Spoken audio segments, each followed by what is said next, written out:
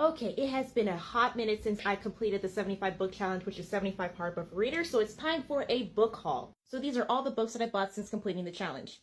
Okay, coming up is Death Twitch by Carter Pugh. This is book 2 of her Romantasy series. Book 1 is Death Rattle. Coming up next is Our Beautiful Mess by B.K. Clark. This is a second chance romance. Here's the blurb. Pause to read. Now, me and my mom, we were about to go eat, and there was this group of ladies that was sitting right next to us, and my mom decided to initiate conversation, and we were just going over each other's book hauls, and this woman that was next to us, she showed us this book, and me and my mom fell in love with the description that I literally got up from our table and went to go buy the book. I also want to mention that it was a book fair that was taking place, so that's why we were talking about each other's book hauls. I told the author what transpired, and she was so sweet and so appreciative, and her husband, who was sitting right next to her, he just had an appreciative smile the whole time, and it was just so adorable. Another book that I got from the book fair is Breathing Ice Like Fire by J.N. Kindig. This is a tragic fantasy romance novella.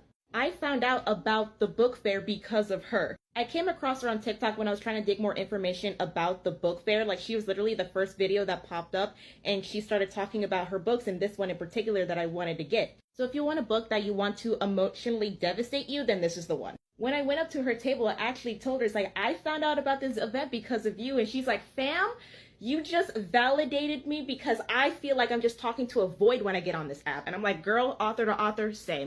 Next up is Bonded by Thorns by Elizabeth Ellen. I have been wanting to get this book since forever because this book has been flooding my FYP for, dare I say, 2 years. And here is the blurb. Pause to read. A couple of the indie bookstores that are in my area were in the event, and that's how I found this book. And I got it for a discounted price. And it was the last one, so I'm like, yoink! Now this one is a fantasy romance, enemies to lovers, of Faith and Flame by C.C. Tyler. I actually met her during my last convention, Authors After Midnight, and she's super sweet, and she says that hopefully by the time that the Authors After Midnight coming up next year, book 2 is going to be coming out. Now that's all the books that I got at the book fair. Coming up next is books that I bought at Barnes & Noble and Books A Million. Now you know that I am a Nightmare Before Christmas girly, and I got 2 books pertaining to that.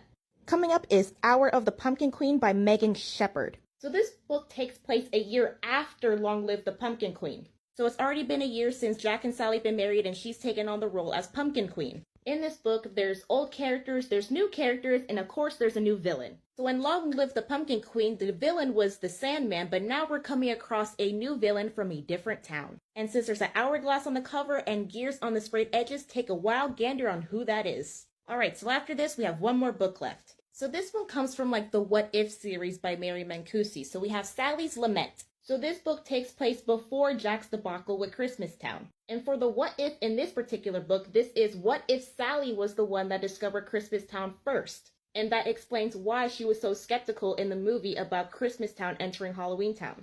I swear, I am such a sucker when it comes to Nightmare Before Christmas.